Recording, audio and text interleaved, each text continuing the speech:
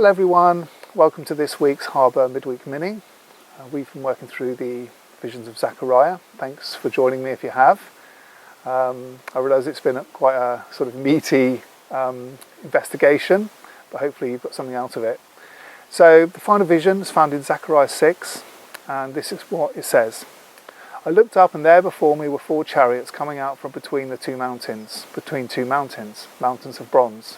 The first chariot had red horses, the second black, the third white, and the fourth dappled, all of them powerful. I asked the angel who was speaking to me, "What are these, my Lord?" The angel answered me, "These are the 4 spirits of heaven going out from standing in the presence of the Lord of the whole world. The one with the black horses is going toward the north country, the one with the white horses towards the west, and the one with the dappled horses going towards the south." When the powerful horses went out, they were straining to go throughout the earth, and he said, "Go throughout the earth." So they went throughout the earth. Then he called to me, "Look, those going toward the north country have given my spirit rest in the land of the north." I'm not going to lie, I've wondered about what this vision has meant for a long time, and I've never really spent any quality time really praying about it. The first thing probably worth saying is that what Zechariah sees in his last vision is obviously quite different from what he sees in his first vision, even though in the first vision he sees horses in the ravine under the myrtle trees.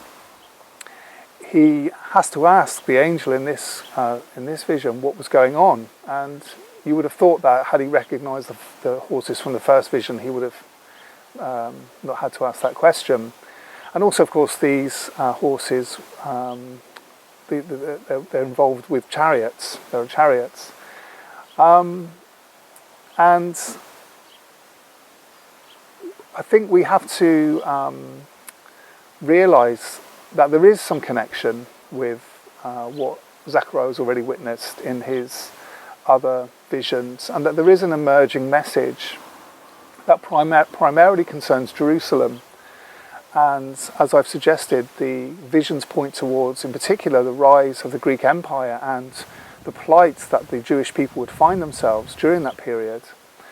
And so there is this sort of switching that's going on in the visions of Zechariah between this period of 520, when they were about to finish building the temple, but also this 2nd century moment in the history of the Jewish people when the Seleucids, who were the power in the north, essentially oppressed the Jewish people very severely.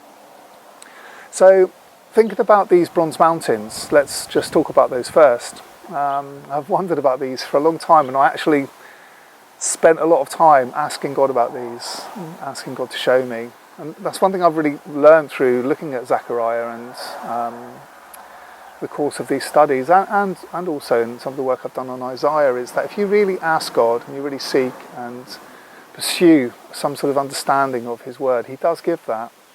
And that said, I offer it to you with an open hand. You can make your own mind up about it. But I asked the Lord what these bronze mountains were, and in fact the Lord showed me that they weren't mountains of bronze like metal mountains, but they were actually mountains of coins, and bronze coins. And again, there is a strong relationship between the rise of bronze coinage and the Greek Empire. Prior to the Greeks, really, coins were made of gold and silver. And under Alexander the Great, who I've mentioned quite a few times now, the bronze coin became minted in its millions, literally, and spread all over the empire. And at its height, there were probably about 50 mints in operation producing bronze coins during this period of Alexander the Great and onwards. And just to show you, this is a little picture of what's called a 4-halkoi coin. And you can see the picture of Alexander the Great on the coin.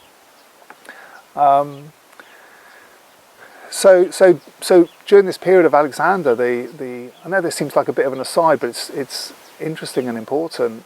The symbolism of it is because the bronze mints had basically replaced silver mints, and the bronze coin had become so ubiquitous And in fact, in the last vision that we looked at last time, if you remember, there was I spoke about this lead coin, this lead talent, which was on top of the basket. And in fact, they have found these, I mentioned this in my last talk, they found these lead coins in ancient Greece, and they've sort of wondered what they were. And one theory is that they were counterfeit coins.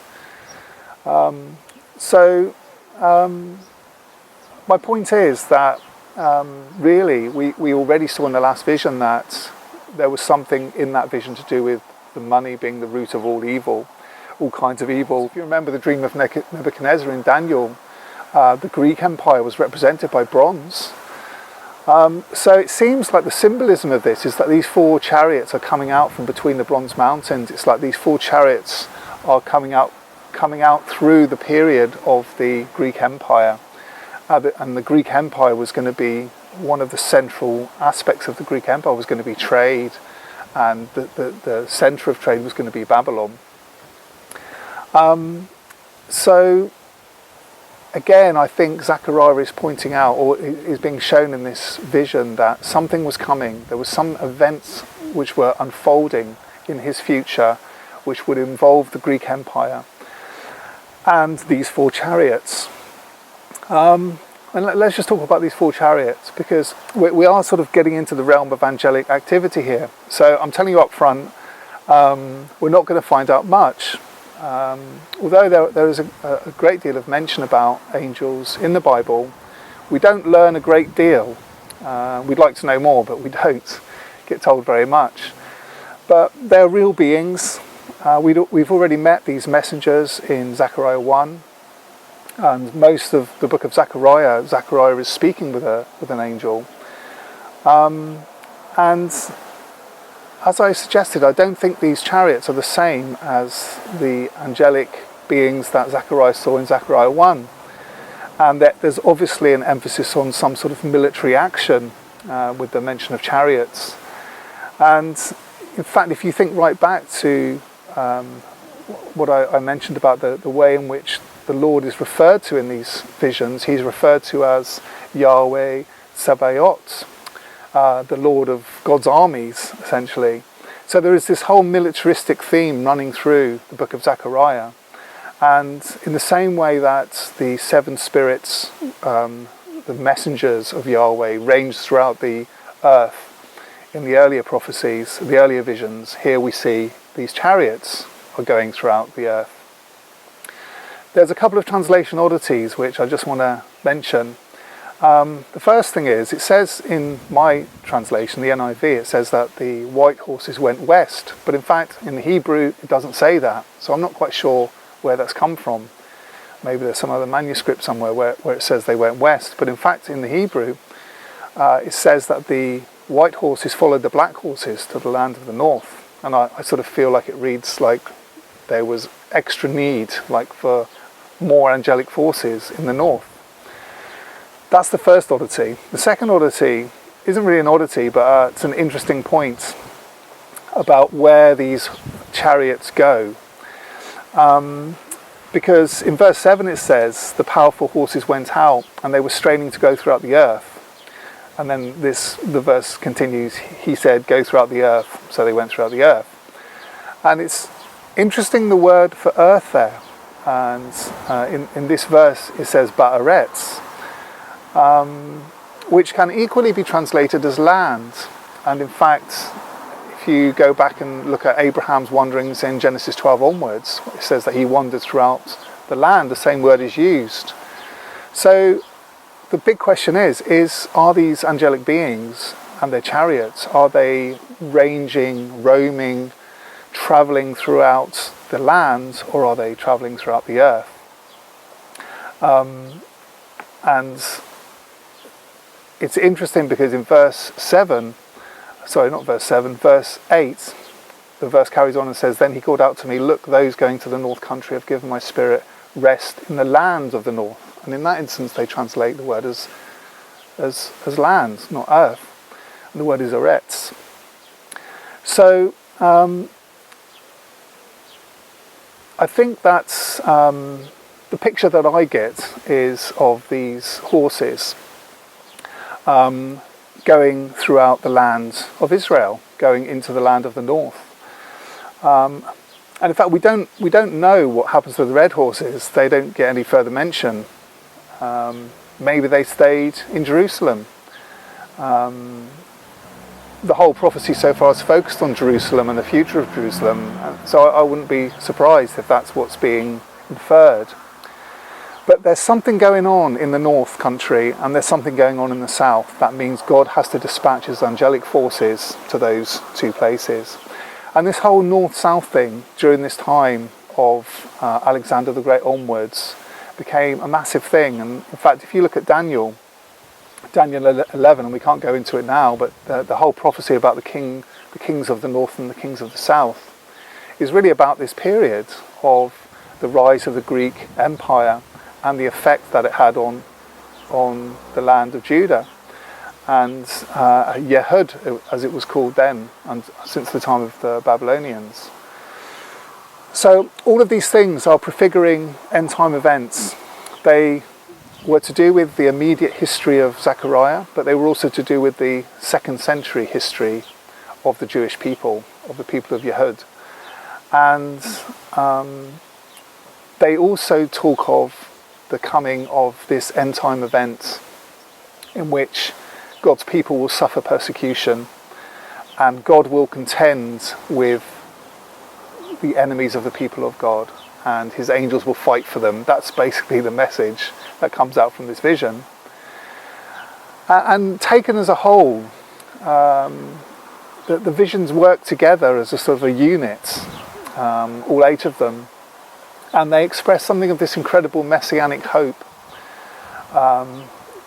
This idea that a branch was coming that would bear the fruit of God's kingdom, that a lampstand would come that would radiate the light of God to the world, that this branch would be both high priest and king, and the one that would fulfill the very covenantal promises of God, one who would rebuild the temple, not a temple made of stone, but a temple made of human beings in which God would live by his Spirit. And in fact, the very next prophetic word that Zechariah gets, and you can look at for yourself, concerns this coming branch once again, high priest and king united as one on the throne. They also speak, these prophecies as an entirety also speak of a coming great victory, that God will ultimately triumph, and there will be yes, there will be this coming of this anti-Messiah, but there will be the rising of God's angelic armies against the forces of darkness and the establishment of a new epoch of peace on earth and restoration, at the centre of which is a new Jerusalem and a new king. So the scope of Zechariah's prophecies and visions, they are so big and so epic, yet also so local and immediate to the prophet himself. So I've taken you on this journey, and I hope that's been helpful. And there's plenty more to investigate for yourself, and feel free to disagree and explore these things for yourselves. But there we go. That's the end. I hope you've enjoyed it, and God bless you, and see you soon.